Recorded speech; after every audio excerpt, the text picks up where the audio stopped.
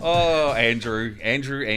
Welcome back. Yeah, no, here I are. Here I are. At least you're not Will, I am. Yeah, Wow. Yeah. Yeah, Getting into all sorts of NFT scams, are we? we are.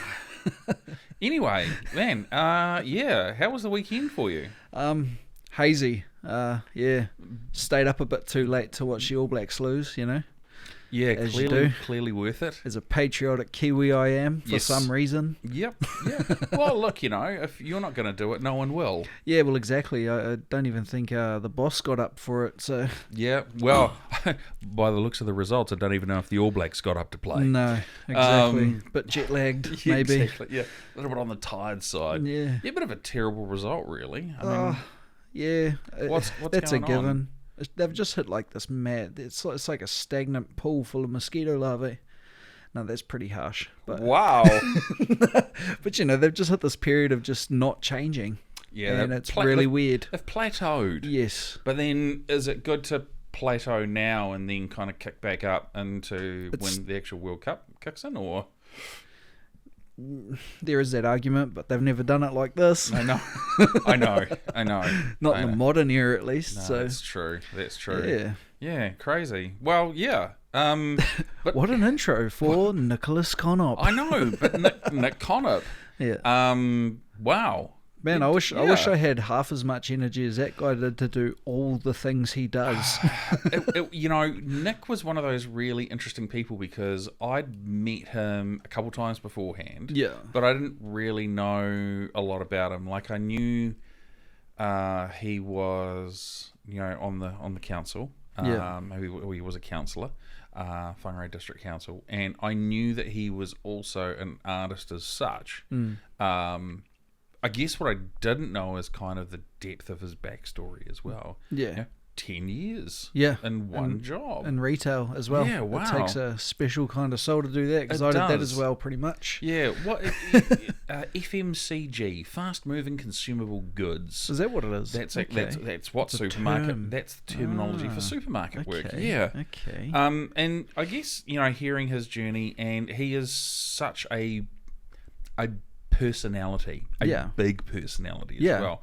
Like when when he walked in and he was wearing his freshly done tie-dye t-shirt, with all of his self-promotion on there, and he's got his hat. The hat, He really is, one of those unique people that you kind of see, and the fact that he's a counsellor as well is, even more incredible. Yeah, no, indeed. And young. Yeah. So I've known him for like a long while. We go back to the days of playing this augmented reality game on Android. And we do talk a bit about that as well. We had a bit of beef, but we got past it. We had beef because we were on opposing teams. Yes, but yeah. as you do. But Yeah. he really cool guy. Used to help us out with that game and stuff. And then I learned about what he actually did, and like the Whangarei sign. That was pretty cool. When I found out that it was him, I was like, what the hell? Well, and the initial one as well, like the very The first claw flute one. one. Yeah. Oh, man, it was such a cool story. But he had so many cool stories to tell as well. Yeah. He talks about his time doing collection of sort of dumped garbage and recycling and those sorts of things. Well, he's the man for it because he's always out there cleaning. He's always out there pulling tons and tons of rubbish out of the environment. So. Yep, absolutely. And, even his TikTok as well, I haven't actually seen that. But... It was really interesting. So, obviously with all the guests, we kind of have a bit of a chat beforehand just to kind of get a bit of, better feel, help the guests, become more comfortable if they need to. And he was like, check out all my TikToks. And the dude's got mad following. Really? Yeah. Like, we're talking thousands. Cause see, like tens of thousands. I'm too old for TikTok, Mark. But no, I don't go on it. So Remind me again how old you are, cool. asks the 47-year-old. I'm only 30, mate. Right. Okay. I'm too old for it. Too old for TikTok. But he's done such wonderful things with it as well. Yeah. And no, it's wicked. Even seeing his short videos where he's out and he's like, as a counsellor, I'm always working, and he sort of picks up rubbish and puts it away and stuff like that. He's just such a such a unique presence, and he's got such a wonderful energy behind him as well, and he's so supportive. No, for sure. So supportive. So, ladies and gentlemen, thank you for watching or listening, but let's sit down and have a conversation with Nicholas Connop.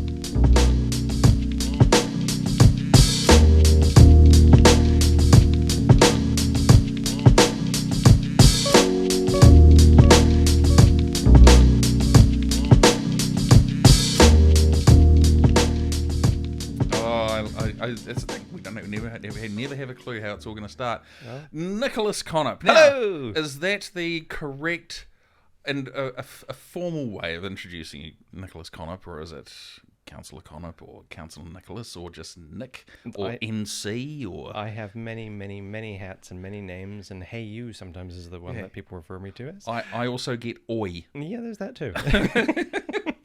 No, Nicholas, Nicky, Nick, Councillor, Riser 5, you name it. There's so many different pieces where from so many handles and games that I play and do. I'm well known around the place from many things. Riser 5, I'm going to hold that in the memory bank. We'll come back to that one a little bit later because that sounds amazing. Yeah, it's not so much, but hey. Got to be a good story behind it, though. A little bit of one. Thank you for coming into the Five Elements Media studio and sitting down with us, the team, for a Northland artist conversation. So it's a real privilege and pleasure to have you here. Thank you very much. I appreciate the offer. Yeah, of course. Well, it's interesting because I was talking with Andrew, who's sort of my co-host and producer.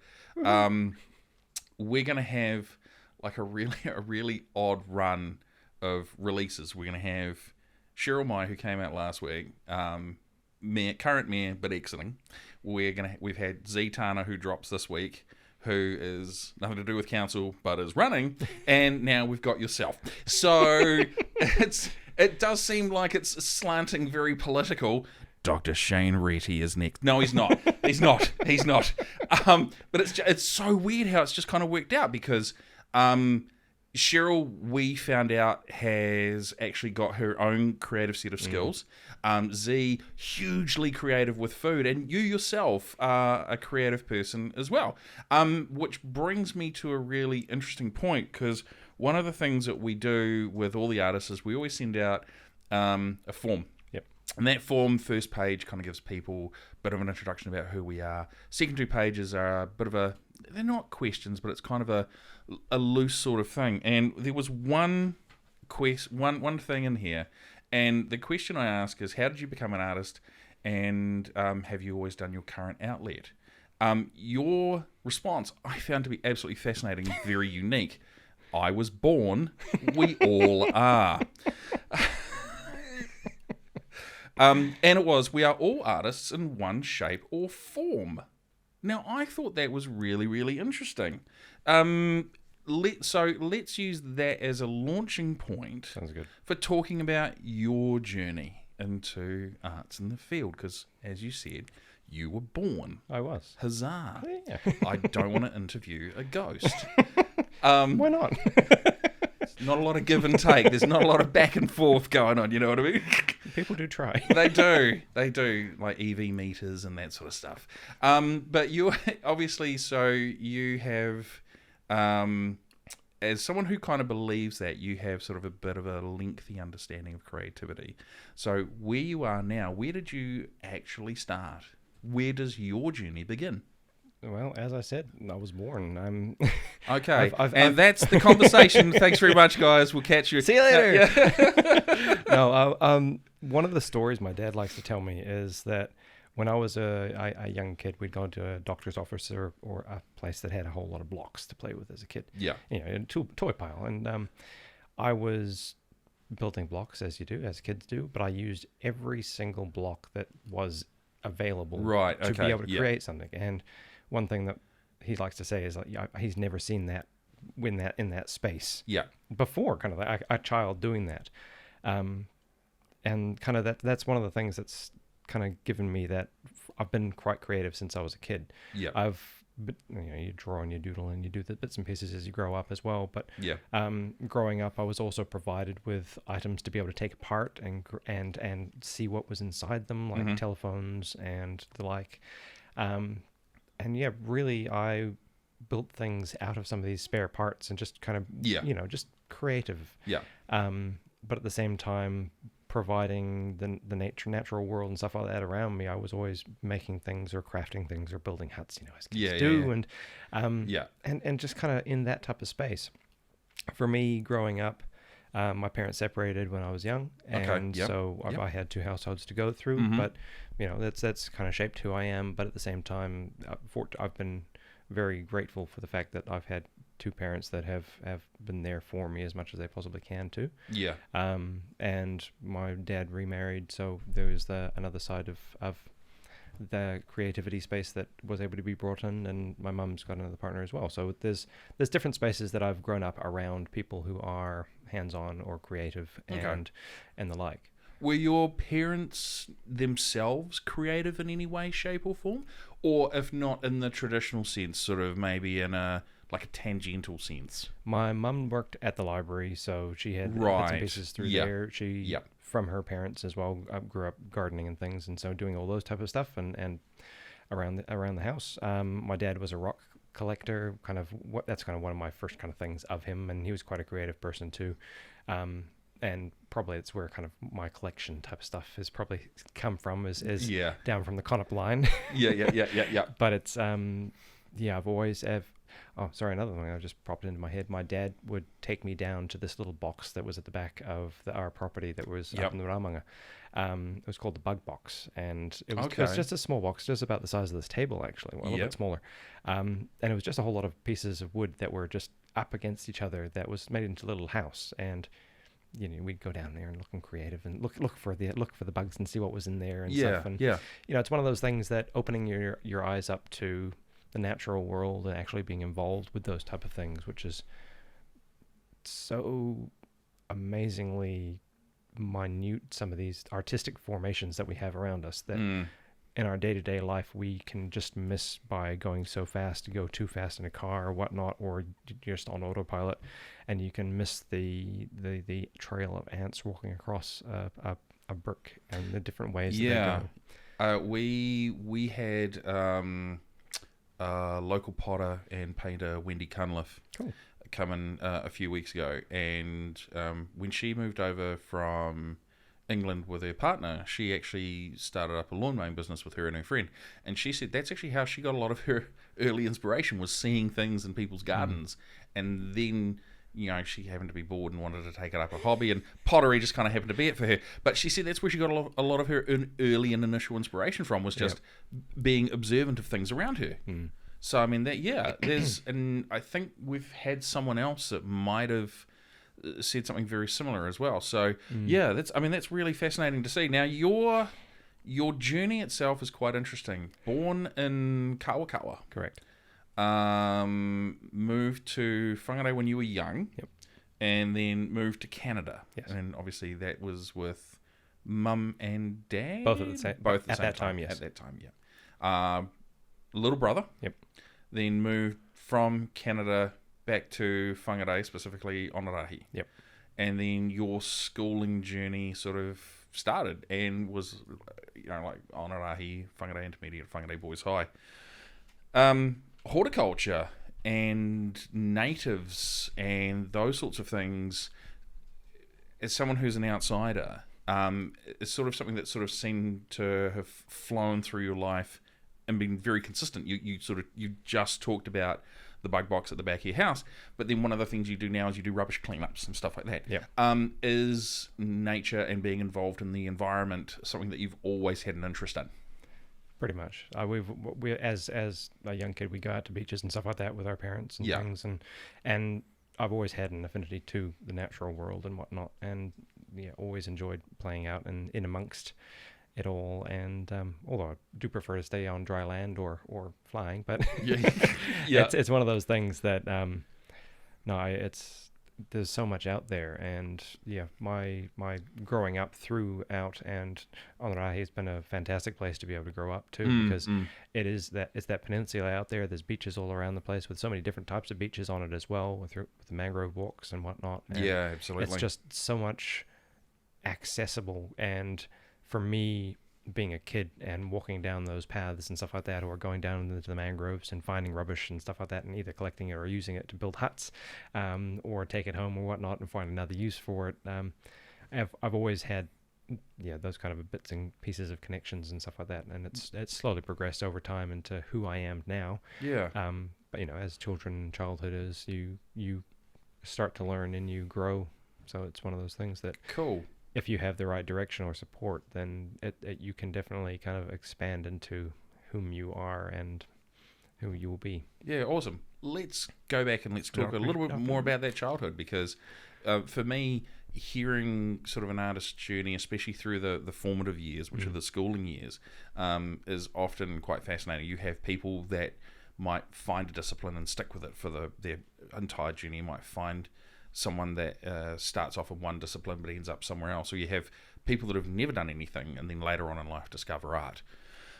You're very much involved in the environment and I guess repurposing and like taking things and creating new bits of art. And you've obviously brought a few pieces in with you today, which is great.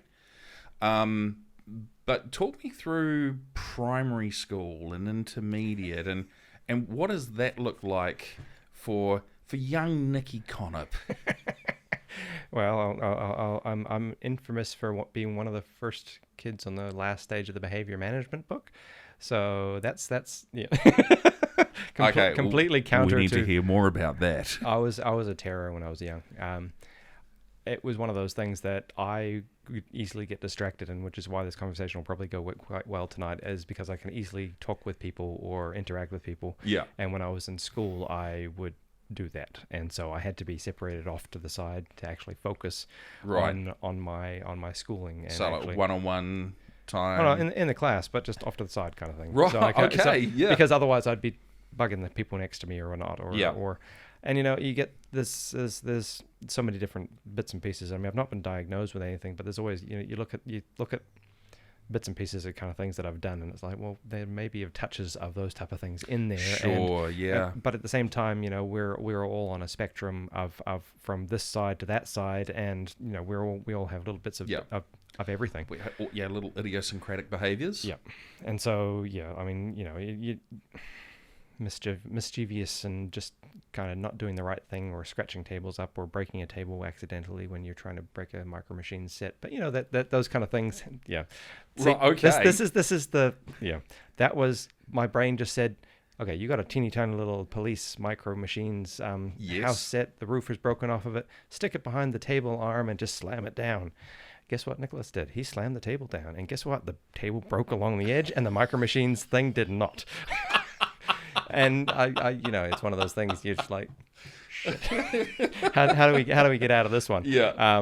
There was no getting out of that one. I got a little bit in trouble. But it's one of those things that my mind's always been kind of like scientific, and what happens, or can I do this? And and you push the boundaries of it sometimes too. Yes. But it's you get molded a little bit and guided and actually kind of focused a bit in different spaces, and it's one of those things that if you have an outlet or the ability to do things, sometimes it may be. And how was that on your parents? I was very interesting. My brother was as well, for that matter. But right, okay, it's and it probably had partly, I don't know, some part may have been done due to the separation or whatnot, but who the hell knows? We don't know. Exactly. And I can't remember all of those bits and pieces. It's so long ago. But I did. I had a good childhood, and it's one of those things that I've been able to have family and friends and stuff around me, just being creative and allowing me to kind of do things, or running down the road and playing down on the beach, and being allowed to kind of have outlets that allow me to just be. And supportive parents. Absolutely. Okay, that's cool. Yeah, it's I sort of discovered drama at quite an early age, I think, I don't understand the form system. I'm never going to understand the form system, so I'm going to work on standards. So I discovered drama at Standard 4 in primary school, and then sort of did drama through intermediate and then high school as well. Also discovered a bit of an interest in music and singing and stuff like that. And my parents were as supportive as they could be, but neither of them were creative, so it wasn't like, oh, my son's creative, like I enjoy rugby or cricket. It's like kind of different things. And you know, they did their best, and that certainly as a child growing up, it was all I could ask for, right? It's like, well, you may not understand, but you know, hey, thumbs up, you're there. Good for you guys, much appreciated. So you survive high school. Even going through high school as well, I did take art too, and it's one of those things that I mentioned before that I thought, well, it's when schools have curriculums to be able to teach and stuff like that, they do what they can with what they have to try and fit with most people. The unfortunate thing for me was it wasn't the most suitable for me because I'm more of a sculpturist. And that can be seen in many of my pieces that I've brought along today, but also the things that I've put out there as well. I like working with things, being creative, and actually building things up. There was the chance to be able to do that with some of the projects that we had. So I was able to do that, but it's one of those things that, you know, schooling is, unless you have a lot of money, you can go and do what you want, specifically by tutors. But if you don't, it's like, well, you know, you do the best you can and work with what you got, and you can pick up a lot of stuff too, and ideas and kind of that are crossovers, different concepts and stuff. Absolutely, and just perspective and stuff like that. But it really, it's one of those things that it's not a big thing, but it's definitely out there in the world. I mean, it's obvious. It's but and even going through that, it didn't really. It showed me what I didn't like, really. Right. Okay. So that was probably a bit more. I mean, I've always liked doodling and kind of being a little bit kind of painty and stuff. Quite tactile. Yeah. Like a kinesthetic learner. Yeah. But I've preferred to being able to create things or glue things together or carve things out of stuff and that type of thing. So So we survive high school. You sort of do art along the way, and you do art in high school as well. Where do you move to from there? In what way? Sorry. You tell me. Like, some people take a gap year. Some people go straight into work. Some people go to university. Some people just exist. Well, so from coming out of school, through high school, I got a part-time job at Palmer's Garden Centre. And so in town? Yeah. Here nice. In town. And I was there for a few years. And then and that was right out of high school. So, you know, you just straight out, no gap year, no university, just straight into that. Yeah. After that, I went out to Whangarei New World, got a job as the storeman, which unfortunately meant I had to get really early, but it's one of those things that, it was that space. So getting into retail really opened me up and being able to interact with people. Yes. Prior to that, I was much more. I mean, I'd make people my friends and stuff like that, and, you know, do that, but I wasn't quite as outgoing or kind of extroverted type of thing. Gregarious and stuff, yeah. And so when I got into retail, it actually made me. I had to talk to people as they came into the door. Yes. And morning, and I don't. It's one of those things that as you develop, you're able to develop. Yep. Job at Whangarei New World. I was there for 10 years. I started as the storeman. Wow. Yeah, and that's probably So I've got over 20 years of retail collective experience, and 10 years in one retail space. That's a huge haul in one go. Wow. Yeah. So and in a supermarket as well. So it really tests you. FMCG. one of my superpowers is resilience. Is kind of where I've kind of taken it, because everybody can say, "Where's the milk? Where's the milk? Where's the milk? Where's the milk? And where's the milk?" And some people might snap. I'm there for customer service. It's at the back, and I was provided everybody the same customer service and as they would expect, because it's the first question for them. It's not it may have been the 20th time I've been asked where it is, which also might highlight the fact that we might need to do something better with where the position of it is, or highlight it better. Or you may have run out of milk. Exactly, and it's one of those things that it's yeah, it might be bugging me, but it's the customer that comes in and we're providing that service. Absolutely. And being through Whangarei New World, I started as the storeman. I got promoted up to a duty manager, and then I went around different areas of the shop, looking after the liquor, looking after the freezer, looking after kind of this, that, and the other.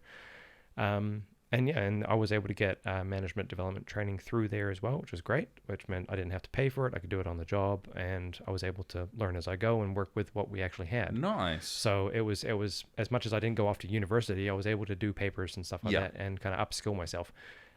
And at the same time, it's in a management position where it's like it's actually managing people. And if you can manage kind of in that type of a situation, you can kind of conceptualize it in different locations. So you can make it work. But anyway, myself being in that position, I wasn't there just to stock the shelves. I wasn't there to,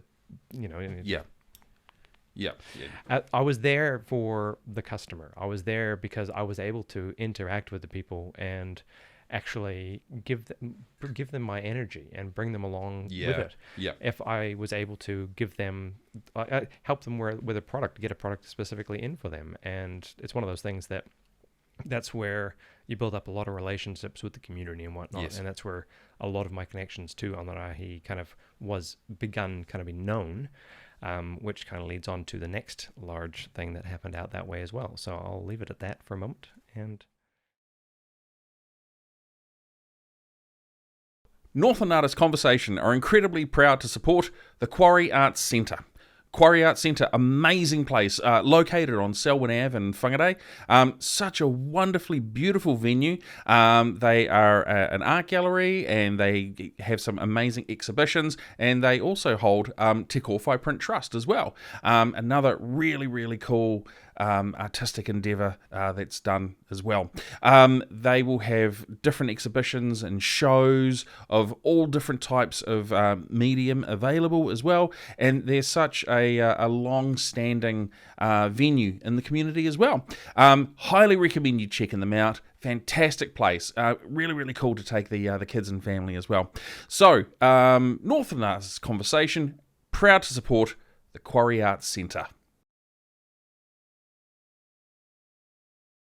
So you're at New World and Whangarei for 10 years, and you sort of go through duty manager, department managers. Did you ever get to the pinnacle, the branch manager, the store manager, whatever it's called? At 10 years, I got over it.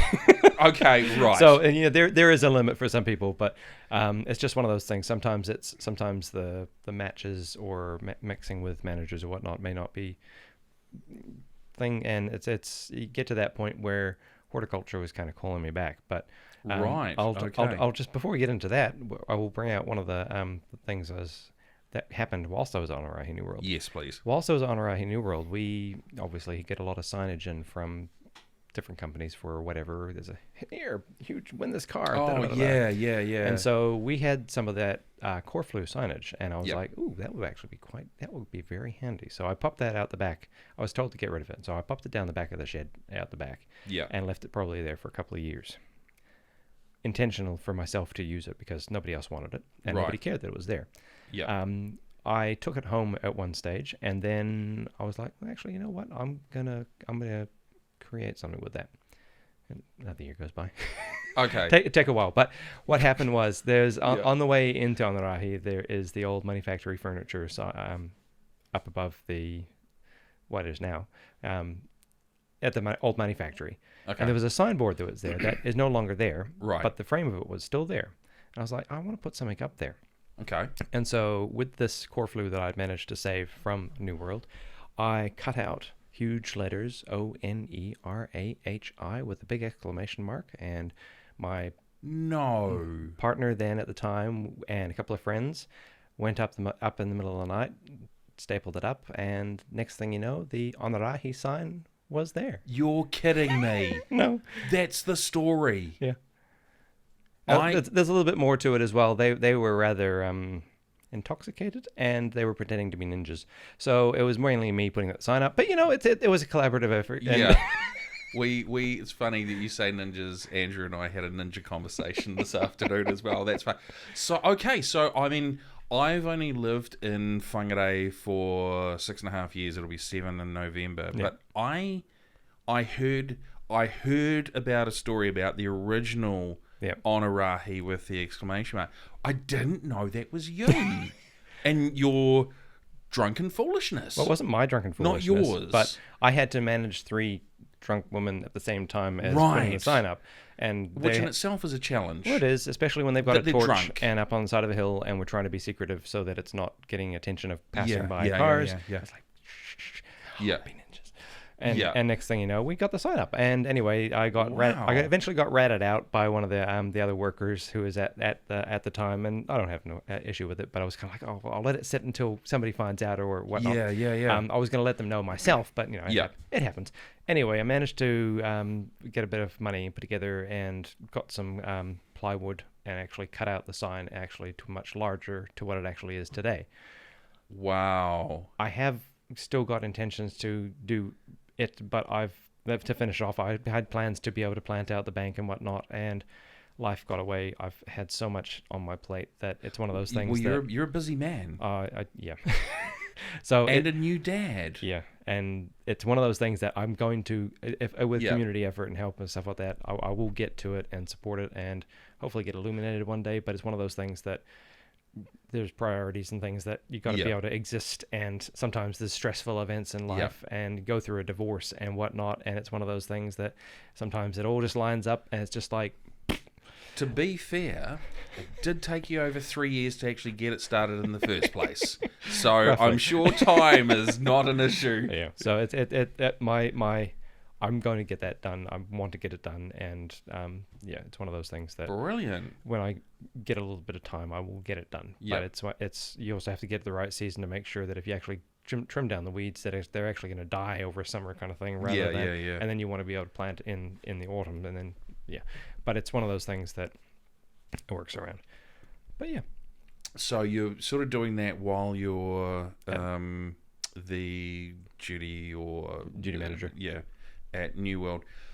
10 years, you finally go, that's it, I'm good. I've done my tenure. Where do you move from that point onwards? I went to recreational services. A job popped up, and I was like, I want to go back out there. I'd actually done a job placement with them when I was in high school. With recreational services when there were only 4 people. Who are recreational services? Recreational services is one of the contractors that does the work around town.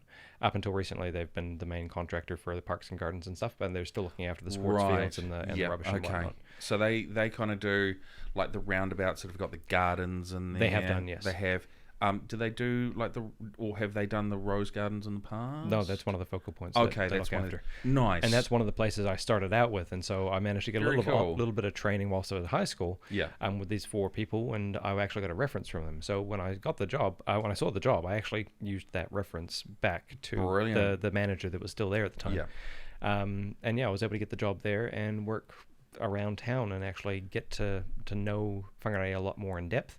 Being all the spaces that people do like to enjoy, and from far south as like down Ruakaka whatnot up to Tutukaka, there's different spaces and parks all in between and stuff that are looked after, and I was able to go around those.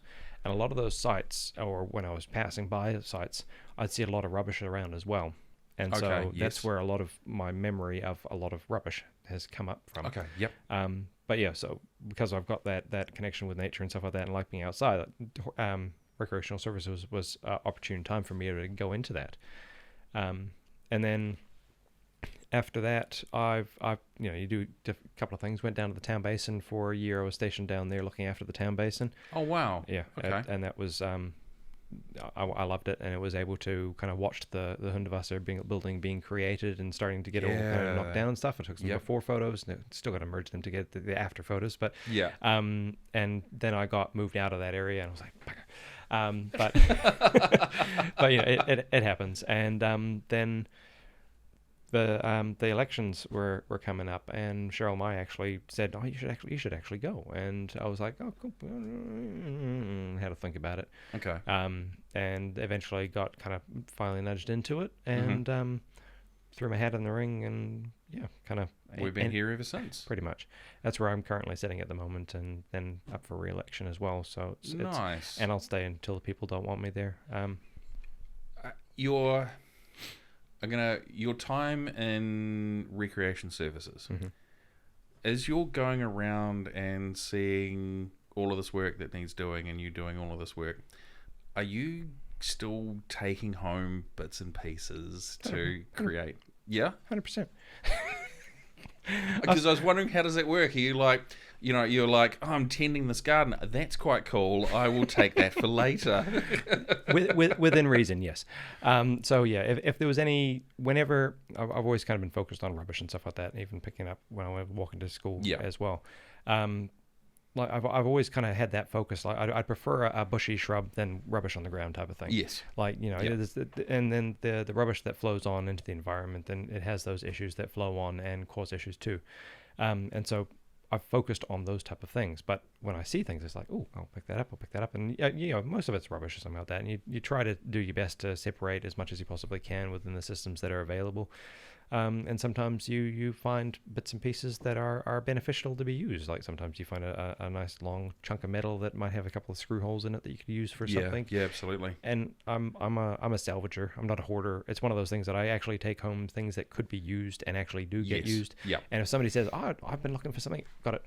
Yeah. I'm able to pass it forward, and I don't usually expect anything for it. And if something I have and somebody else can use it, then I'm usually very happy to kind of pay it forward, because I don't like seeing waste chucked out. And so it's one of those things that a lot of my creations get made up with rubbish. But at the same time, it's not like a rotting carpet that's down in that I've taken home. It's actually something that is actually going to last, or it's going to maybe deteriorate over time. But it's one of those things that there are resources that are around us that we can utilize in different forms. It's not all just rubbish. It's actually, well, can you take that thing apart? Can you use some of the wires? Can you use some of the metal? Yeah. And I have boxes of bits and pieces of like drain pipes or whatnot, and that just things that are actually be able to be made into other things, which also leads into my other hobby, which is geocaching, which is actually going out and I'm a very interesting person. What is geocaching? Geocaching is a GPS treasure hunting game where you go out into the real world and basically find Tupperware with multi-million-dollar satellites orbiting the planet. I look around the studio team and everyone's like, well, really? Okay, there's a thumbs up. So basically what it is, you go out and you find hidden containers around the place. So who hides these containers? Everybody can. If you want to, you can, but it's best to actually get an idea of what it is first before you just go and randomly place one somewhere, because of the it's a legitimate game. It's worldwide.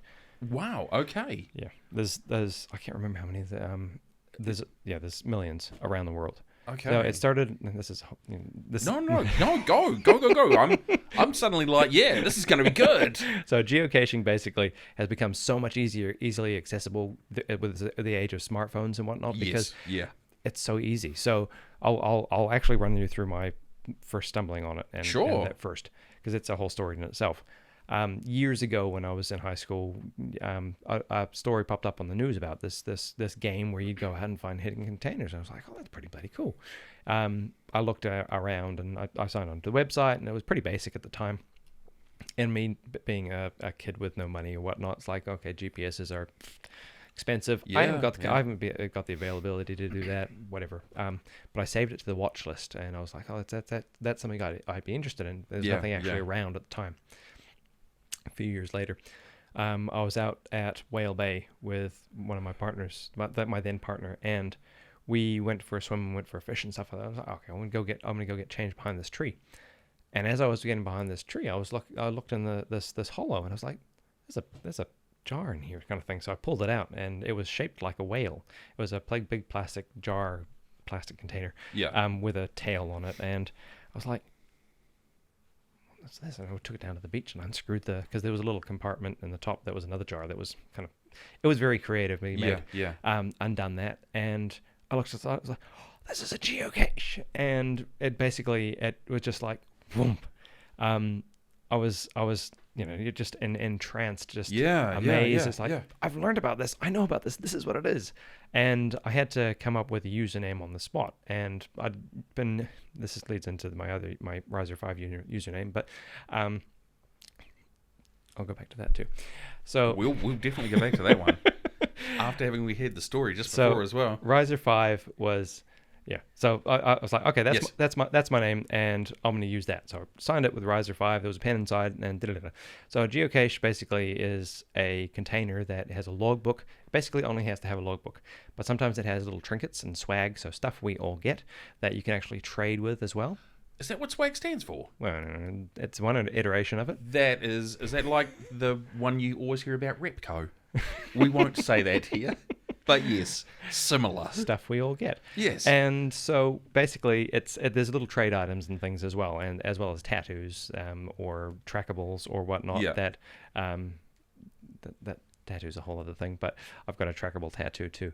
But okay, this is what I said. Our conversation. I was like, we're going to go in miles different directions. Exactly. Here. So anyway, there's trackables that go from different geocache to geocache, so you can see where they go.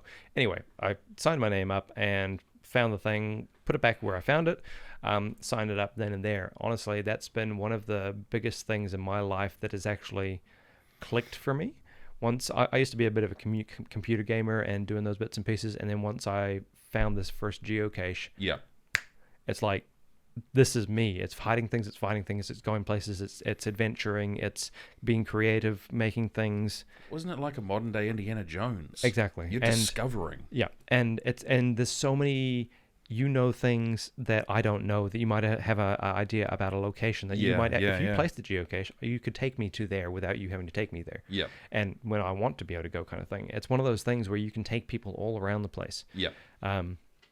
And it's just it's literally it's so much. Yeah. But it's one of those things that one person is after going for finding all the finds, or one person's after being really creative, or one person's just there to make a whole lot and maybe find a couple and stuff. There's so many different things to it. Basically, I stumbled on that, and that really just kind of switched my life into who I am, kind of thing as well, and just that community, and connected with that. I can't remember how we got here, but that's okay. And that's, but yeah, and geocaching is such a big part of my life as well, that I've actually got a tattoo which has a trackable code on it, designed around the geocaching logo and Boba Fett's mythosaur on my right arm. Okay, so I'm going to just sort of throw a comment out there at the moment. You're a pop culture geek. Yeah. Outstanding. 100%. Embrace the term. Absolutely. A nerd, a geek. I'm eccentric. I have so many bits and pieces to myself that nobody would maybe have ever known. But no, not at all. I mean, so you and I have met a couple of times before. We met sort of again at PlungeGon this year, which was awesome. Stuff. We also met last year as well. One of the things we do with all of these conversations is we'll sort of sit down and have a bit of a cordial before. I didn't realize how big, like, and I mean big, like capitals with a lot of eyes. You're a big geek, and I mean that in the most amazing way possible, because I'm like going, that is, I have found you. Why do you think I've got Celebi and Grogu on my? Yeah, on my I know. Thing? I saw that. It's one of those things that we're all meant to fit into these boxes and whatnot, and it's like, well, we're not just these boxes. We're not only where we live. We're not only this, that, and the other. Like, we all have passions that we care about, that have so deep kind of connections to that. They are a part of their lives. I mean, Star Wars for me is one of those things. I mean, Star Wars has been I'm a big collector of Star Wars figures and things, and to be the fact that I'm one of those kind of guys who has a lot of them in their boxes and a lot of them that still open up, that have been able to be played with over time as well. But it's one of those things that if it wasn't for everything in that kind of fandom, I would not be the person I am today as well. Which I have that appreciation for the many different arts and whatnot, and creativity and Pokemon, and there's so many different facets to those things that they all kind of link into it. And it's one of those things as well that no hate towards him, but my father, when I was a teenager as well, he'd say, well, he said to me, it's like, oh, it's Pokemon, it's a phase, you'll grow out of it. Sure. Kind of thing. I mean, you're growing up and stuff like that, maturing. And it's like, grow up, you forget about things. And, well, sometimes not. And I'm 36 now, and I'm thinking, when am I gonna forget about this? When is it gonna be over? Like, it's not. Yeah. No. It's that passion of the fact of it's that adventure, it's the collecting, it's the animals, and all those type of kind of little bits and pieces. Are you the collector that buys 2? No. Okay, because I know I've seen there was a really good documentary done by the guy that did Super Size Me called, I think it's called Comic-Con. Yeah. And there's a guy that buys 2 of everything. Yep. One he puts in a safe. Yep. And then the other one he has out and people can touch it and play with it and stuff like that. So you're a one and done guy. I'm not rich enough to be able to constrained by money. But at the same time, it's like it's that thing about, you know, how much is enough as well. Yeah. Like for me, like as a kid, I'd collect all this when I had money and been able to. I collected all the series of let's say for the Attack of the Clones, Star Wars. Yeah. I had them all over my wall. And I was like, that one I need, that one I need, that one I need. I remember which one they were, and the spaces was there to fill it. It's like it's a goal. Yeah. But you know, it's that was kind of about it. I mean, you only have so much. I mean, that was probably a hell of a lot more than some people do too. But a lot more expendable income at that time. You know, you're a teenager and stuff like that too. Yeah. But it's one of those things that I'm one of those type of people also that I'll also let people kind of handle things or play with things. And if something breaks accidentally, it's like, you know what, it happens. Yeah, it does. And it's one of those things. And it's okay to swear. Yeah. And it's one of those things that, you know, if it was intentional, I mean, okay, that's a different story. But if it's accidental, it's like, oh no, it's like, it's okay. You're fine. It's like you've just dropped the whole shelf. That's never happened. But it's like, I'm going to care about the person more than that. Yeah. But it's one of those things too that, like, I'm not. If I manage to, let's say with Pokemon cards, I've collected a whole lot of those. I've got one of most of those, and except for a couple of that which I'm more kind of favorable around. If I have more than one of that, I'm not like. If I've got friends who want them, I'm like, here you go. Okay, here's cool. Nice. I share it. Like yeah. I've got one. This is. I'm happy with it. Here you go. Yeah.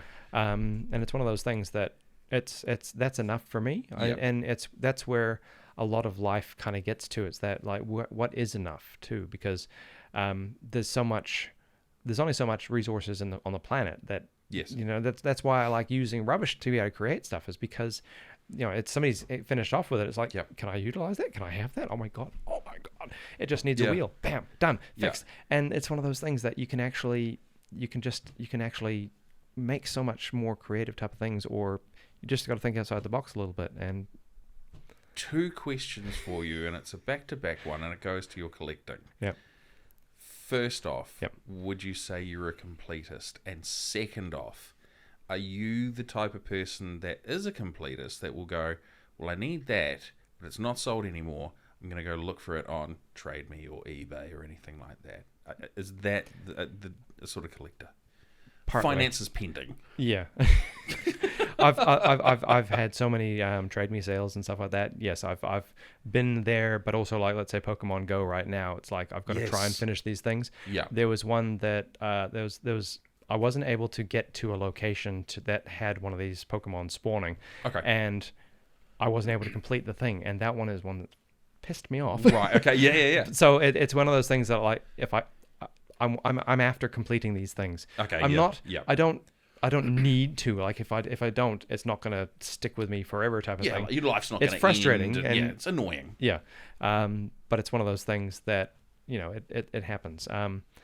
But yeah, if I can acquire something, then fantastic. Like, I've been in Australia when I was visiting my father, and there was one of these figures that happened to be in one of the series that I hadn't had. I was like, oh my god, it's that! And I went and bought it straight away. I didn't care what anybody thought. I was just like, there. Yes. And it's one of those things that sometimes it's just that, like, it's that little goal that you can kind of to reach. It's like, yes, it's there. But at the same time, once you've completed it, it's like, well, now what? But at least I can appreciate them afterwards as well, being on the walls and stuff like that, or bring them out from time to time. But it's just one of those things that, you know, it's you just have appreciation for what you've got.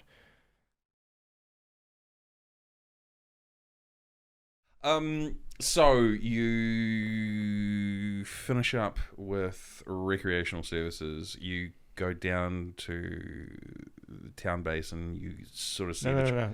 With recreational services. With recreational services was the job, so that's the employer, and town basin was the location. And you were down the Huntavasa. Nearby, watching, yeah. And you get the word from Cheryl Mai, current mayor, exiting, to run for council. Yep. She's been a family friend for quite a long time, so she knew who I was and that kind of stuff. Okay. So that's how it kind of came to be. So I was just about to say, what sort of led to the thought process of you actually going, yes, I'm going to throw my hat into the ring. Was there a large amount of uncertainty, or were you quietly confident, optimistic? Where did it all sort of sit with you? It's an interest. My life is a mishmash of a hell of a lot of things. Yes. Specifically dates, I can't right now off the top of my head bring up because my brain's been so much conversation. Yes. So I'd met my. Actually, I might be able to figure out one. Met my current partner, Karen Lee, with. Well, actually, we're a Tinder success story, but we have friends that both knew us and said, "Oh, you'd be good." And anyway, she'd had organized a cleanup, and we went along to that. And that's a whole other thing. We each thought each other were very serious, and I had a mustache and a bald head at the time, and so. Many hats. But anyway, so many faces. Exactly. And costumes too. Yes.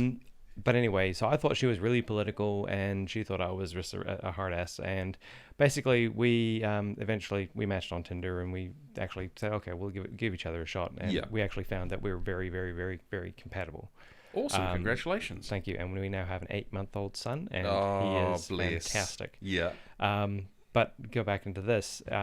She has been there the whole time around this, and it's one of those things that she's been able to kind of give me a bit of she's kind of that rock person that's been there as well to behind every man. Yeah, and she is. It's been fantastic, and it's one of those things that. With that resilience that I've kind of picked up over time, over my life, I've been able to utilize different things in different spaces. But I've always been there for the community, and I've been interacting. I'm an active person. I see something and I want to do it.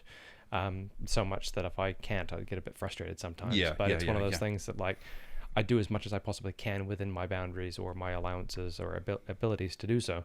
But anyway, I threw my hat in the ring after Cheryl said, "Oh, go to it," and then a few other people kind of guided me and said, "Oh, you'll be good." I'm very grateful of the community that I actually managed to get in, and I was just like, "Oh my god!" It also kind of changed my. Obviously, it's changed my life. I've been put into this role.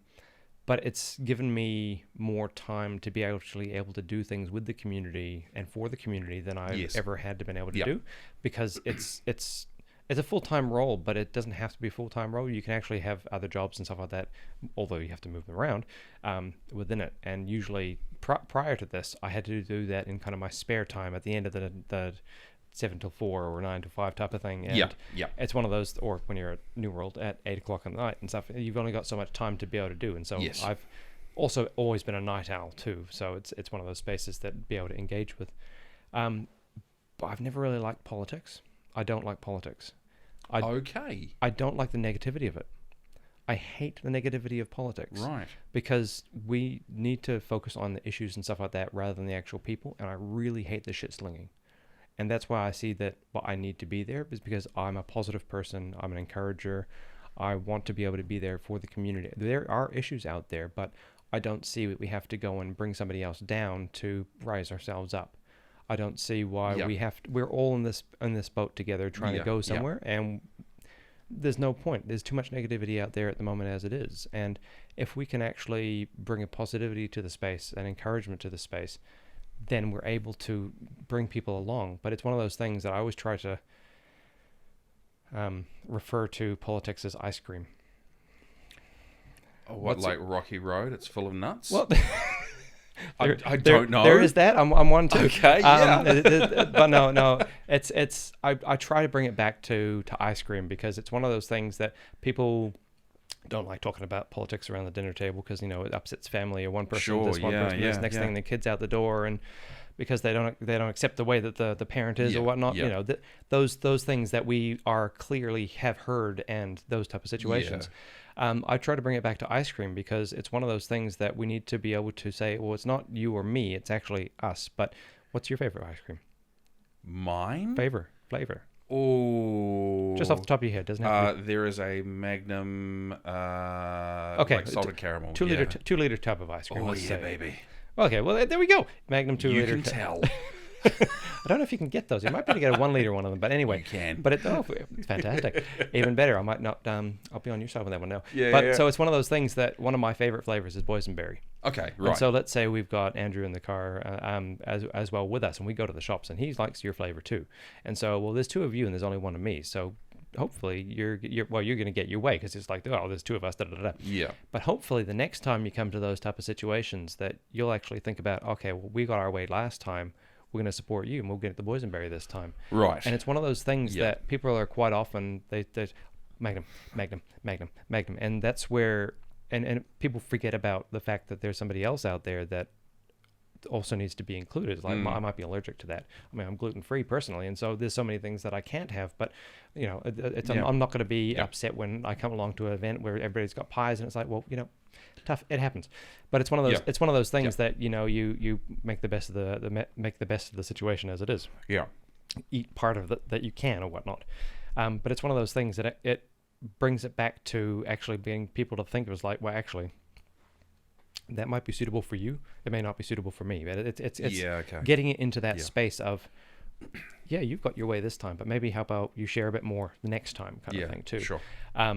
And there's so many little bits and pieces to it too, and it's just it's such a big thing that it's hard to understand. And so for me coming into this space, I've always tried to be the person that I would want to see in that position and what they're doing. So me going out and actually interacting on different forms of social media, such as TikTok as well, is actually engaging with a different audience, a youthful audience, and there's older people in there as well. But, you know, it's connecting to a different demographic that isn't actually engaging with those type of things too. I think it's also connecting in a different way and in a modern way as well. Yep. You know, you're using technology as a tool for your advantage. Yep. You know, I don't know if you will, but you're not standing on the street corner handing out flyers going vote for Nick Connop. I'm picking up the flyers that people have dropped exactly. afterwards. Yeah, you're the guy that's like, oh right, that's on the ground because it's been screwed up and thrown away. Yeah. You know, it's funny that you sort of talk about that, because I think politics and a couple of other topics are very divisive conversation pieces, and you know, I think it's also very easy for people outside to look inwards and be overly critical, and then for people that are actually in amongst it, it can be very, very hard. You know, I know that, you know, I've met a few politicians over my time, and they all say the same thing. It's like, you know, I got into politics and I want to make some change, and then once you're in there, it's not super easy to make. It can be done, but it's time and persistence. Yeah, and you've got resilience, and you've certainly got time. So theoretically, that works in your favour, and you've already been able to implement so many really positive changes. I know you lead the rubbish cleanup crew. Love Whangarei Monthly Cleanup. Yep, that kind of goes around and does different spots. My son and I have gone. We helped out at the Tiki one by the library. Yep. And my son's gone with a mutual friend of ours and former chairperson who sat in the chair, Mike Boda. Yep. You know, and I think something like that's a really good initiative, because that's thinking long term. I mean, you can have all of these other issues, but you know, you've also got to address the stuff that's right in front of you. Absolutely. And I mean, it's one of those things too, like, even if I come out of politics or whatnot, I'll still be doing that. I mean, it's one of those things that I will be able to keep on doing. It benefits me being able to be in those spaces is because I can see what people are dumping out and getting disposed of, or the issues around it. Yeah. Or I can interact with so many different community members. We've had over 500 individual people turn up to our events, and we've picked up collectively, I really should have got a better number on this one, but over 32 ton of trash. Yeah, I was going to say that. I think there was one that you guys had out at Whangarei where the value picked up was in the ton. Oh yeah, and we've picked up a few in the ton. That's massive. I think it was 2-ton maybe at the Whangarei lookout from down the bank. Yes. Well, 1 to 2. Yeah. We managed to get 4.5 ton at the Pipiwai Road one, Crane Road. Yes. There was a whole lot of fly tipping that people had been down the bank. Yep. We saved a hell of a lot of ratepayers' money for the volunteer effort that we did. It was fantastic. And the Ramanga one, which is the biggest one, although we added cars into that, we managed to get, I think it was about 7 ton. But that we did get a tractor along, and that managed to get 5 cars as well. Wow. And we actually managed to solve a couple of stolen cars. Tell the police, and they were able to find even them. better. Yeah. Now, as you're going through all of that, are you? I'm going to bring it back. Yep. Are you going? Might be able to use that. That's something I could possibly use. 100%. Now, I'm going to look at the wide camera here, and I'm going to sit forward a little bit. So I'm going to move my microphone. You've bought some art in, and you're the 3rd or 4th artist to have done that, which has been very, very cool.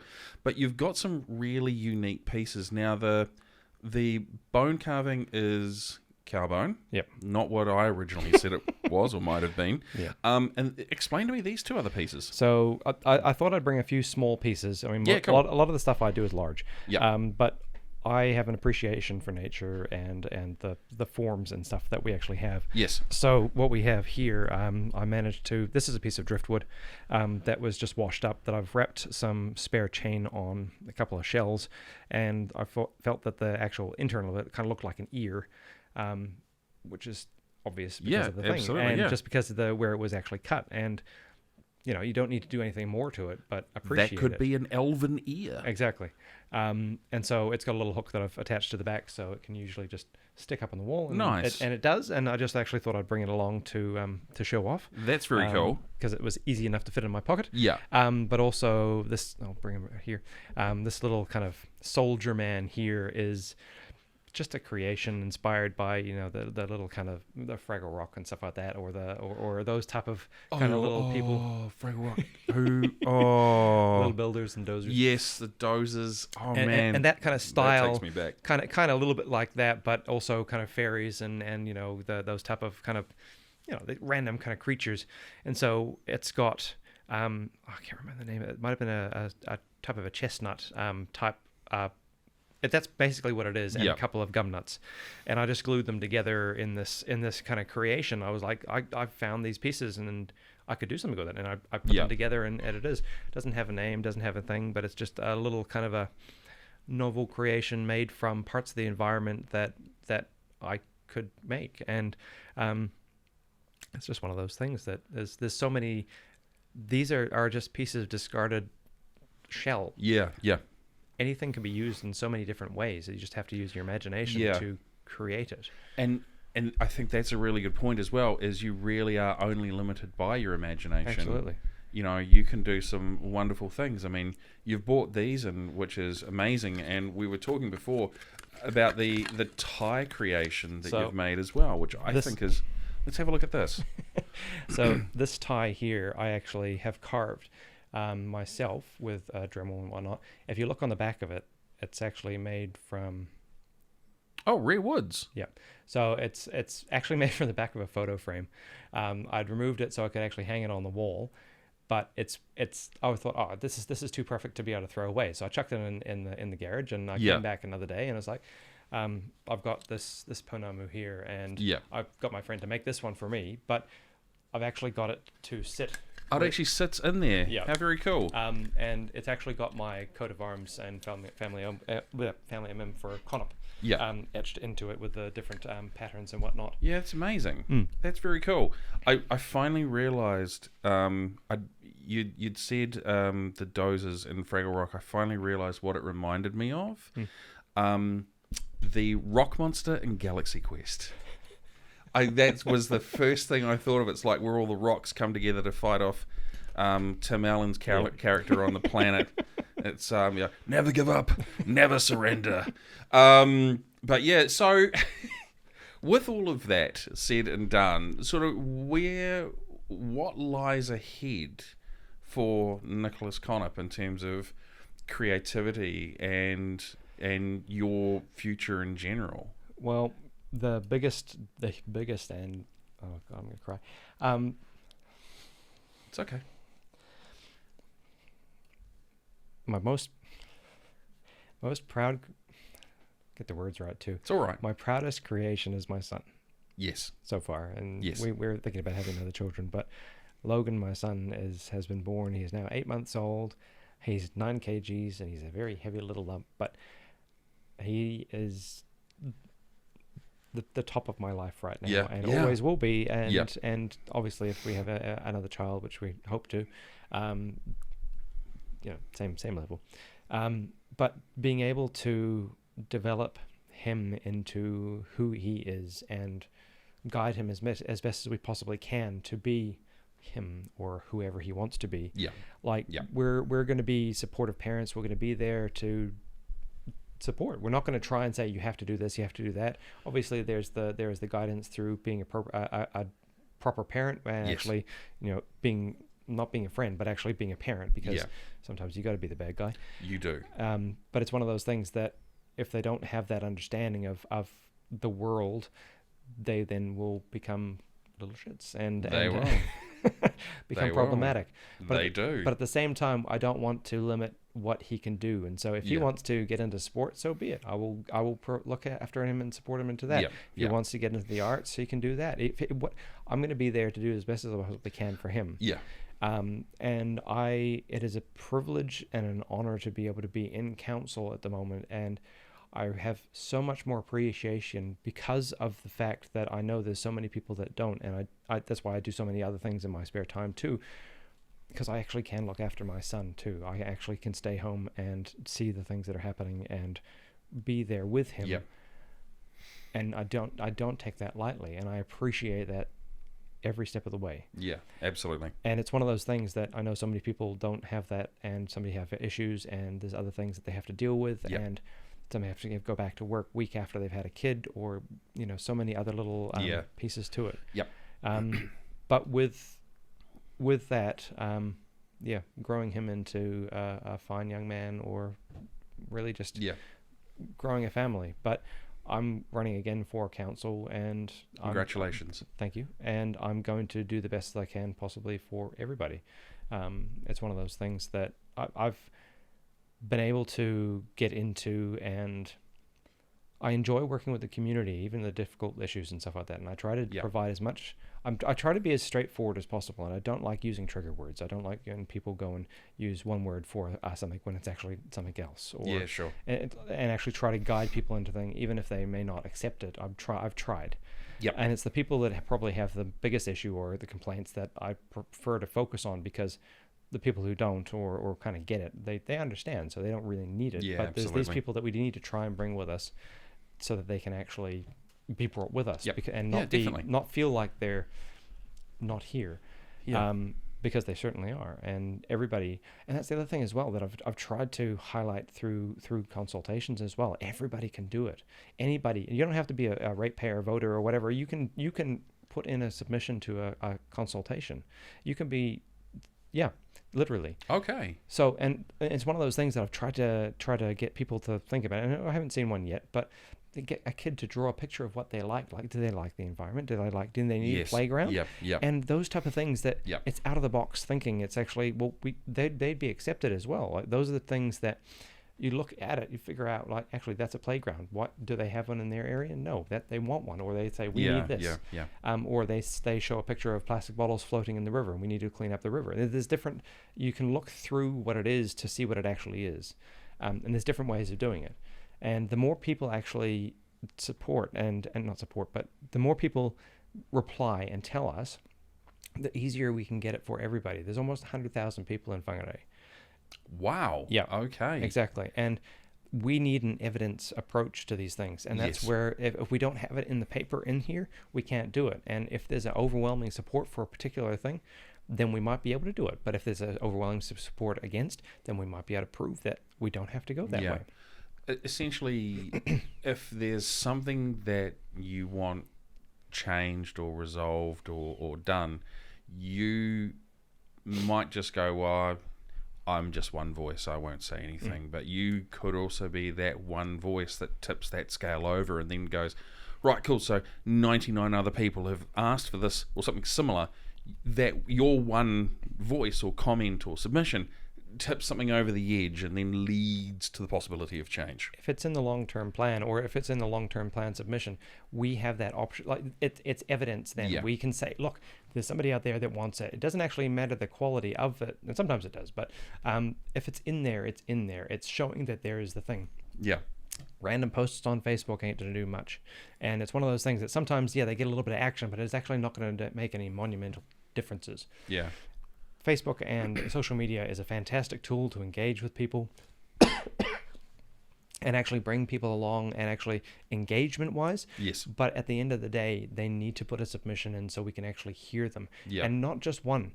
All 14 of us around the table need to hear from people, because I'm just one vote on the table, and if everybody else hears everything else and I'm hearing your voice, I'll try and fight for you, but everybody else is saying we didn't hear that. Yeah. So if we can all hear the same voice, we can actually provide that. Yeah, come together unified. Yeah. Very cool. Well, and then what about Nick Connop, the artist? Where does Nick go? Because we've talked, you've got this wonderful house and you've got these wonderful creative spaces, and obviously you're a new father, and that in itself brings a new energy as well, because you can suddenly find joy in the little things that your son finds joy in. Does Nick the artist sort of start coming out a little bit more, or does he go, I need to get more sleep? I've never really lost that. I've always had the appreciation for the small things, for the little things, for the bits and pieces, which a lot of people do and have lost. Whilst some people say, "Oh my God, I saw this and this, that, and the other." I've seen it already. I have already appreciated for it, and I appreciate my son seeing it too. I see it growing. Who knows where it will grow to? It's one of those things that play the ball as it comes. Yeah. But I'll be in the trash. Yeah. Literally. Still be amongst the weeds. Absolutely. I mean, I'll be out there picking up stuff. I'll be looking for things that I can be revitalized, and encourage my son into the environment, into caring for it, and looking after what we already have. Very cool. Like, that's an amazing. I would like to thank you very much for coming in and sitting down and talking with me today. As someone who only knew very much the surface level sort of stuff, I know when you've got that cough and it won't go away, have a drink, that's fine. As someone who only really knew a little bit of surface level stuff about yourself, I've found this absolutely fascinating and very invigorating as well, because we started this whole project to actually get to know people and who they are. So thank you very, very much from myself and the team for coming in today and sitting down with us. And we wish you all the best success. Thank you very much, and I wish you all the best in your success too. It's one of those things that I wouldn't be here if it wasn't for you. So thank you very much. And my tagline on TikTok, which just started up and I've kind of carried it through, is I believe in you, you can do it. And so I believe in you, you can do this. Thank you very much. We appreciate it. Nicholas Connop, thank you for joining. Oh, well, Andrew, far out. Nick Connop, man. Nicholas Connop. Nicholas Connop. Nicky C. Nicky, yeah, he said he's got a whole bunch of different names. Doesn't really care what he's called. No, yeah. Also answers to Oi. Yeah. He's just, such a genuine person. And you can, one of the biggest takeaways that I got out of the whole thing was that you can see his passion. And it kind of runs kind of the gauntlet of emotions, and at the end he gets real with himself, and he has to stop himself from crying when he's talking about his the love he has for his son, and just to be able and brave enough to be so vulnerable was for me that was kind of the one thing that really stood out. He talked a lot. And we sort of make jokes about how we'll start off on this topic and then we'll end up here and then somewhere out there and then we'll go back here, but then we'll always end up here again. For me, that was kind of the one thing that kind of really hit home, is that he is such a genuine human being, and he has feelings as well. and I think that's super cool. No, what were your big takeaways out of this? Well, for me, I found it quite funny because like I said in the intro, I've known Nick for a long time. Yeah. But like his life has kind of taken a similar trajectory to mine. So like obviously I started out in retail. Yes. I'm technically still in a facet of retail, but I went and studied environmental science, and he went down the path of becoming a counsellor who takes rubbish out of the kind of thing. So I can just see these parallels, and it just trips me out to find out, that someone you already knew, you kind of like, holy hell, like I didn't know certain things about you though. So like for me, one of the biggest things was that 9 tons of rubbish in one go. Yeah, I know. Like, including cars, he said. But I was like, man, that's still 9 tons. Like that's a lot. That's of a rubbish. lot to take out. So yeah. Because I knew that he was into his environmental stuff, and I knew that he was into pulling rubbish out of places. Yeah, and holy hell, to do that much. Yeah. And he talks about it. How they go out. I don't know if it's every weekend or every other weekend, but I know they go out, or once a month. Yeah, I think it's monthly. But I know they go out quite regularly, and they'll sort of target different areas. I've gone out with them a couple of times. Yeah. One to the the bush behind the Tiki Library and that sort of area. Yeah, I know where. Yeah, man, there's a lot of stuff in there, a lot of things in there that kids shouldn't see either. Oh, really? Yeah, just some really dodgy stuff, and it's not a good look, not a good look at all. And then at Whangarei as well, which was I think he said that was like his second biggest one, like 3 tons or something.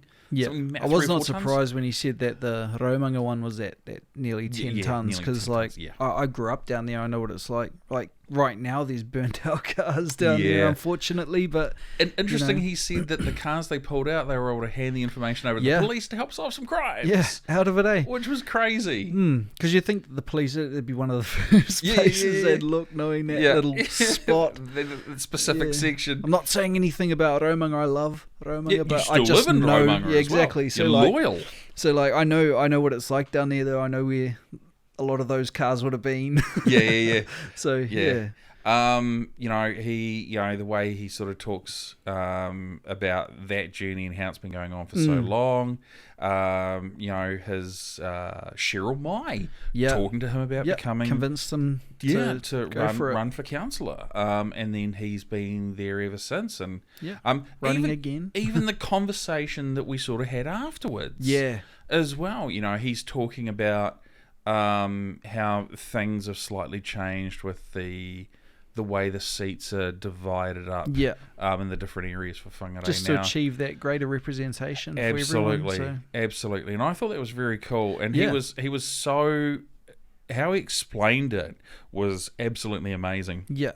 It was really succinct and kind of easy to understand. Yeah. It was really cool to sit there and have a few questions to ask him as well afterwards. You know, having a counsellor in the room that wasn't, because Cheryl Mai, obviously she's leaving and stuff, so there wasn't too much you could kind of go but with Nick wanting to run again and going to run again, it's really cool to sit there and just and see what he reckons. I think, as he said, he's very different from a lot of the other counsellors because he's quite. He's not like a high-profile businessman or anyone like that.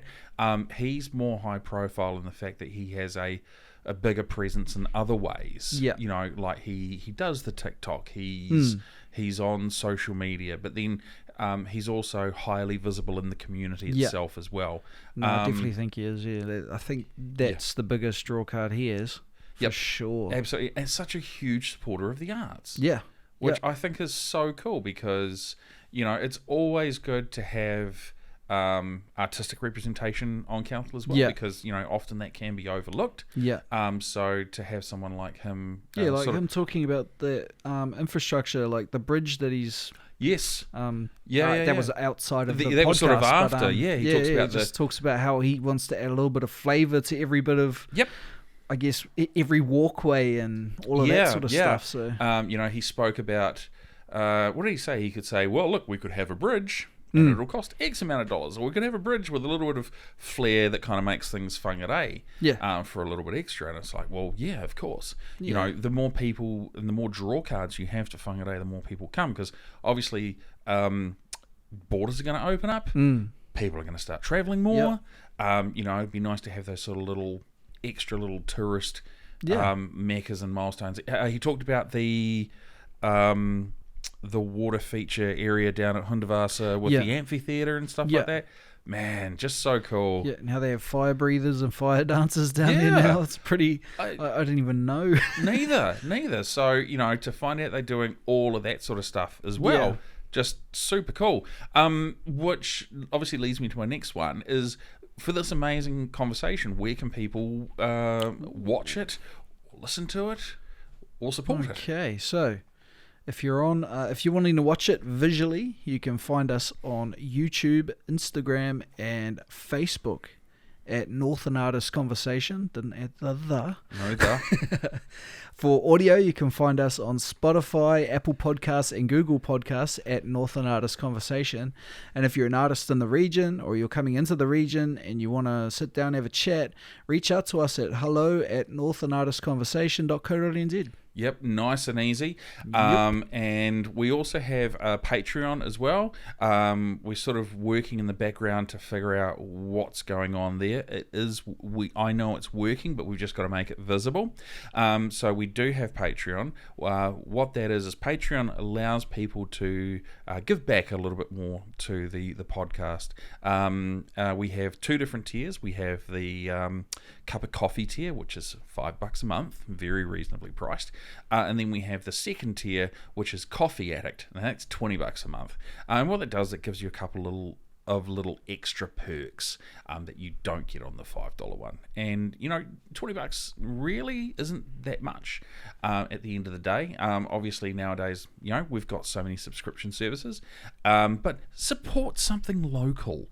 And we've tried to keep it as close to the actual figures as possible. So instead of it being like $20 American, it's $20 Australian, so it's like $23, $24, somewhere around there. But it is as close as we could get it. And that is patreon.com/Northland Artists Conversation. And that's going to be one of those things that, as I think from when we started out on this journey to where we are now, we're kind of adding things and tweaking things a little.